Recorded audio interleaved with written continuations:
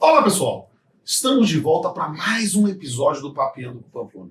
E hoje nós vamos falar sobre arbitragem na área trabalhista, com uma talentosíssima professora e advogada que escreveu uma dissertação de mestrado sobre esse tema. Com vocês, Juliana Costa Pinto.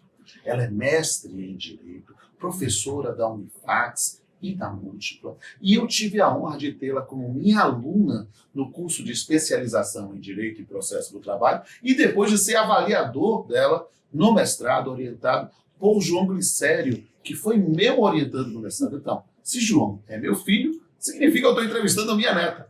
Ju, seja bem-vinda ao Papeando com Pamplona. Obrigada, professor. Eu quero agradecer o convite, porque estar aqui, assim, batendo esse papo com o senhor é uma honra, né? Para mim é um prazer, é uma honra, é um privilégio.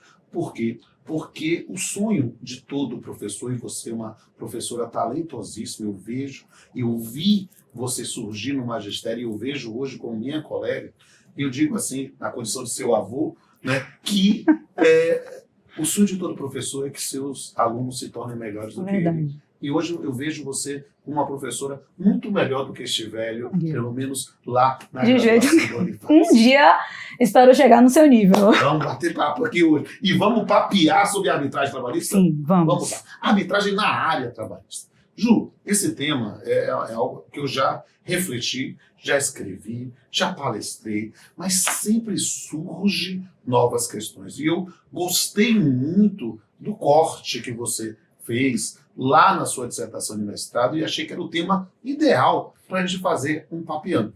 E aí eu pergunto a você, uma jovem professora, uma jovem combativa advogada, o que é que te levou a estudar arbitragem e especificamente na área trabalhista? 3 motivos me levaram a escrever sobre arbitragem. O primeiro decorreu da advocacia, porque me incomodava muito essa ideia da gente só poder resolver os conflitos inicialmente na justiça do trabalho.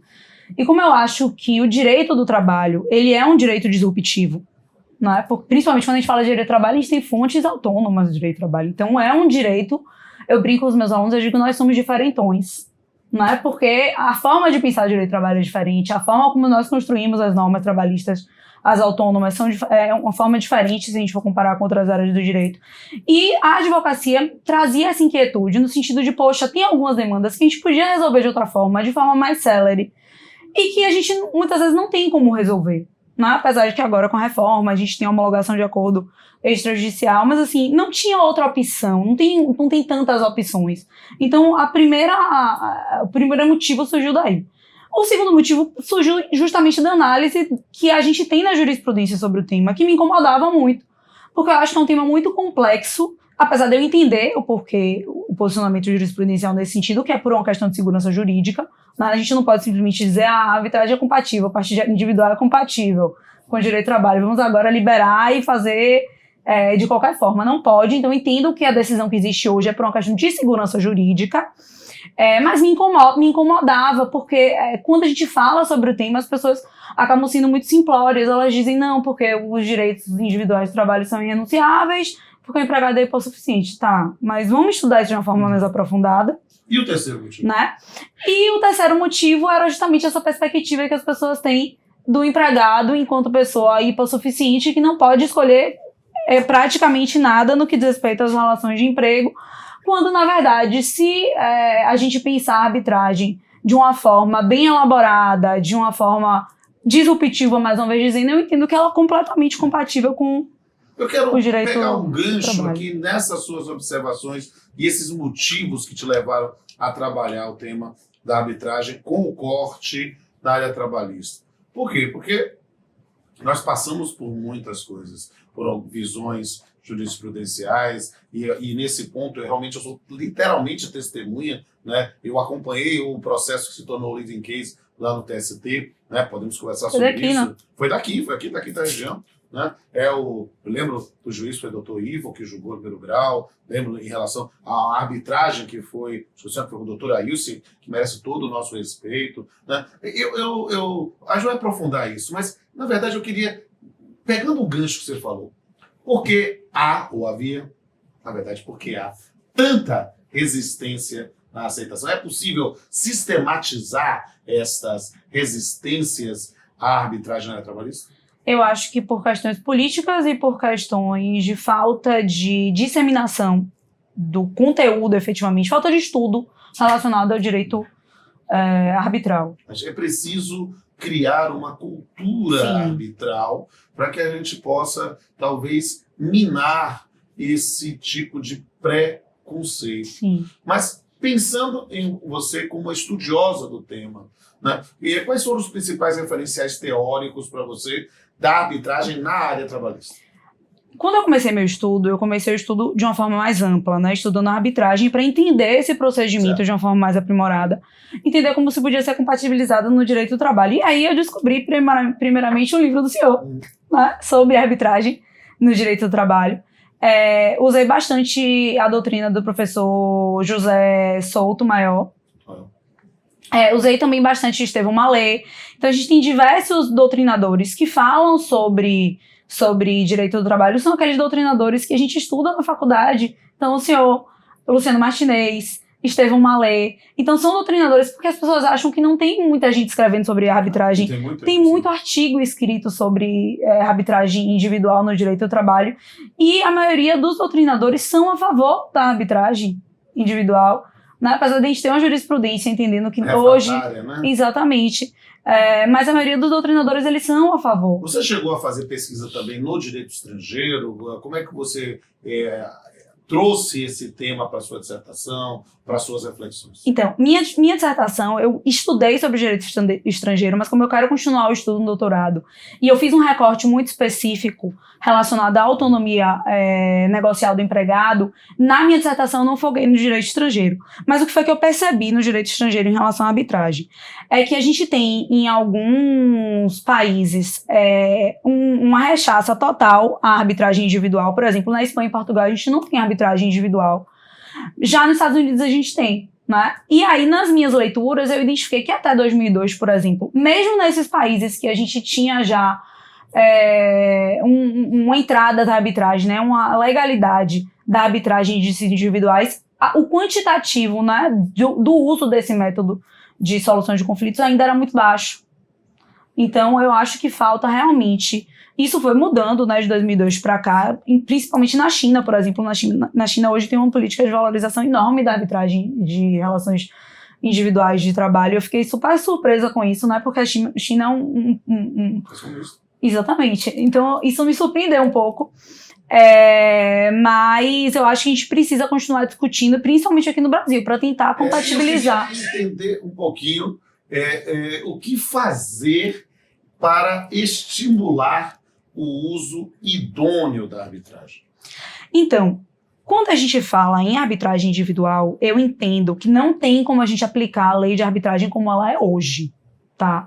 Porque a gente não pode também, não é possível a gente ignorar o fato de que o empregado ele é vulnerável. Para mim, esse é um ponto indiscutível. O empregado ele é vulnerável na relação de emprego. Não tem como a gente dizer que o empregado ele tem condições de discutir com o empregador as regras em um patamar de igualdade, tá? Então a gente precisa adaptar essa necessidade do empregado para equilibrar a balança na arbitragem, né? Porque no processo a gente tem o princípio da igualdade comum dos fundamentos e na arbitragem não poderia ser diferente porque é uma forma de jurisdição. É uma concepção que remonta talvez àquela frase de que no conflito entre o forte e o fraco, né, a liberdade escraviza e a lei liberta. Sim. A compreensão da lei como a barema para a utilização talvez seja um caminho para essa construção. Eu acho que a gente pode refletir muito ainda sobre esse tema para superar preconceitos, pensar em novas formas de utilização. E tem uma galera que está te prestigiando e está doida para fazer as perguntas. Daqui a pouco a gente volta. Professora Juliana, primeiro parabenizar. Meu nome é Douglas. Eu gostaria de fazer a seguinte pergunta. A reforma trabalhista representou uma superação ao posicionamento da incompatibilidade da arbitragem com os dissídios individuais de empregado? Então, Douglas, não, porque o posicionamento do TST continua sendo o mesmo, pela incompatibilidade dos dissídios individuais com a arbitragem. Só que a reforma, ela trouxe uma possibilidade de arbitragem dos empregados que nós chamamos hipersuficientes, que são aqueles que ganham mais de 2 vezes do limite do teto pago a título de benefícios no regime geral de previdência social.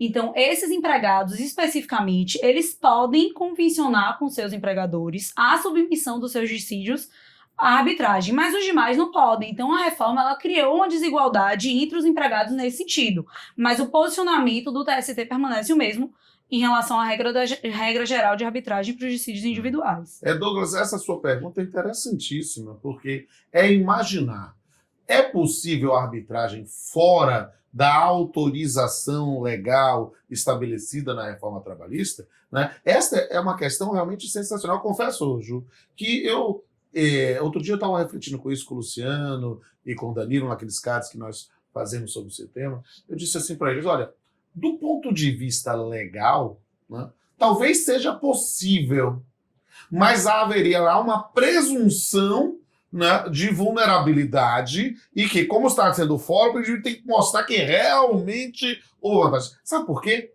Porque esse posicionamento do TST é uma coisa que vale a pena destacar, até para valorizar a prata da casa, decorreu de uma situação de arbitragem que ocorreu aqui na Bahia, né, com a doutora Ilse, né, atuando, com o juiz de primeiro grau, me lembro que foi o doutor Ivo, subiu para o tribunal, a primeira e a segunda instância reconheceu a validade de alguém que seria, dentro dessa previsão, um autoempregado, e o TST, com a ideia de vulnerabilidade, miserabilidade, hipossuficiência, diz, não pode de qualquer forma em relação individual. E era uma situação de um autoempregado. Hoje é possível nesse ponto, mas para as outras modalidades, realmente haverá sempre um engasgo dogmático. Isso que a Juliana falou é muito importante. Se for pensando para o cliente, né, pensando para o indivíduo que vai assistir, opa, talvez aqui é melhor não, porque você vai correr um risco muito maior. Sim.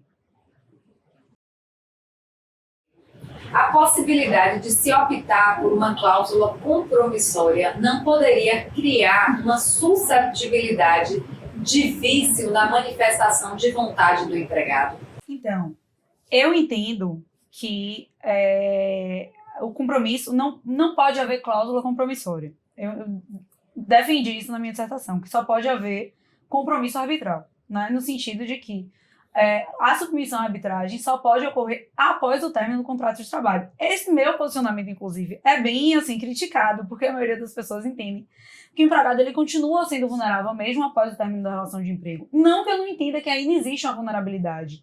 Contudo, nesse momento, o empregado ele pode escolher de uma forma melhor para onde ele vai direcionar o litígio dele. No momento da contratação, não. Porque aquele contrato ali, inclusive, o contrato de trabalho, eu entendo que é um contrato adesivo, de adesão.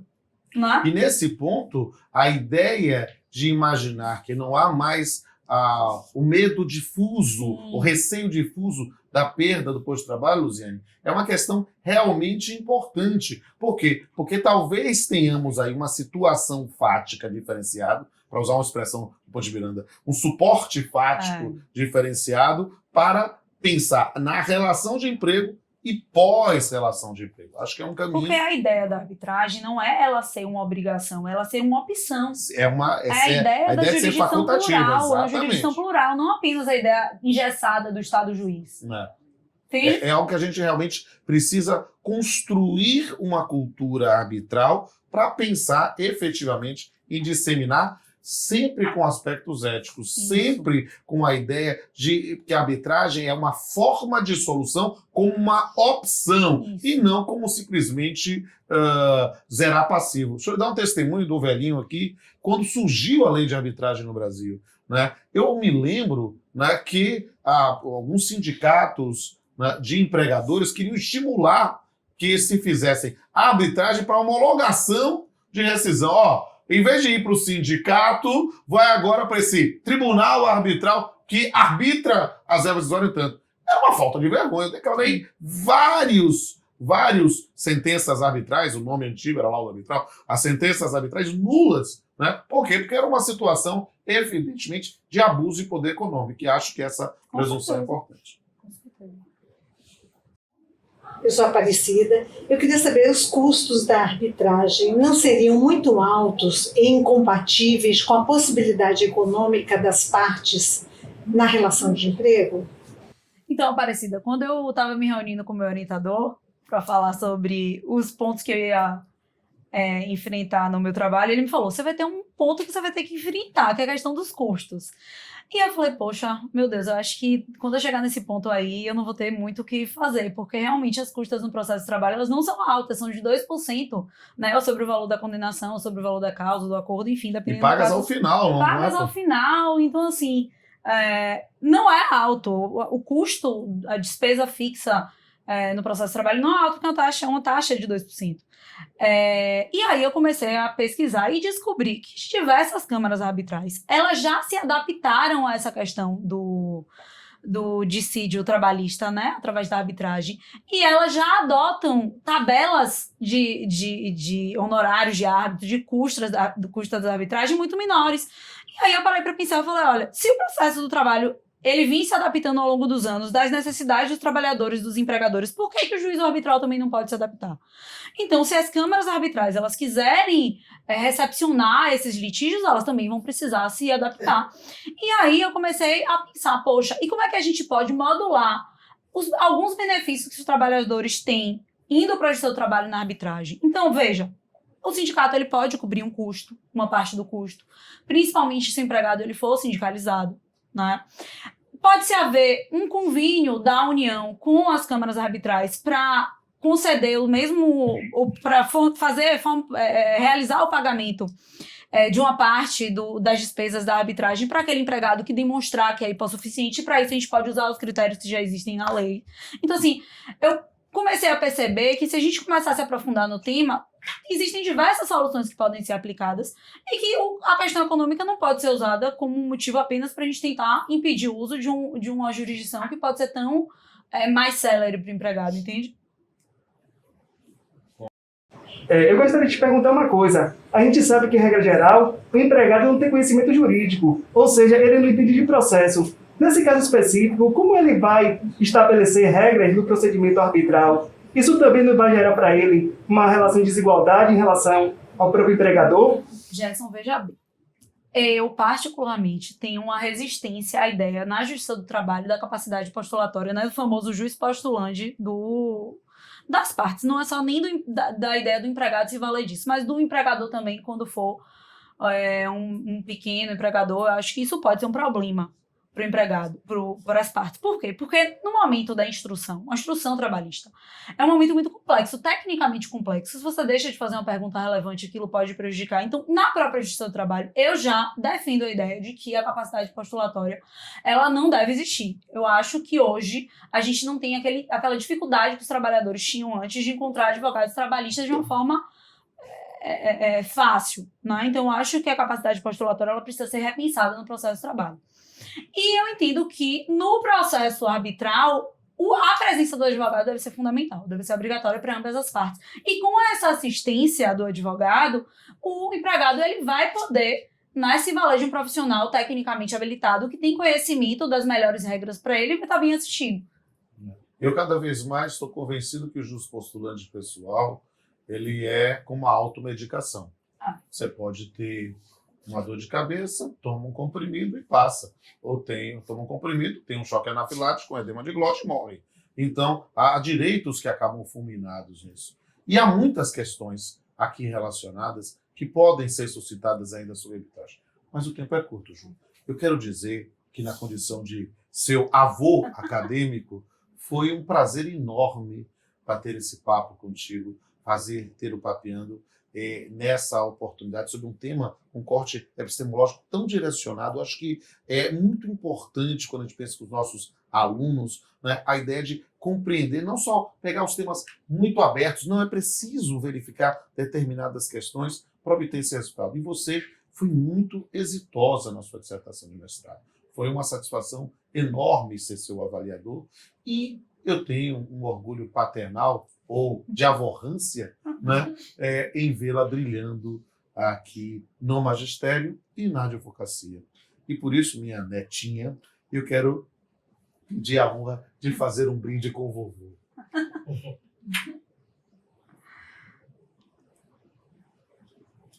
E amigos, temos que encerrar, mas eu quero que você lembre de ver este vídeo e todos os episódios anteriores do Papeando com Pamplona. Nós estamos na 8ª temporada e vocês vão ter sempre a oportunidade de discutir temas profundos, com leveza e sempre com poesia. Ouça o que vai aparecer daqui a pouquinho. A gente se encontra no próximo episódio. Sobre liberdade para decidir. Não é fácil decidir, muito menos reconhecer-se livre para isso. Não é fácil transigir, ainda mais quando se teme o futuro. Não é fácil investir quando não se tem a visão global da situação. Saber onde pisar e onde ir, finalizar o que precisa cessar, organizar o que nunca foi arrumado. Na luta do fraco contra o forte, a liberdade escraviza e a lei liberta. Na decisão sobre sua vida, toda incerteza é certa e toda autonomia é débil na inevitável conclusão. E agora? Até a próxima.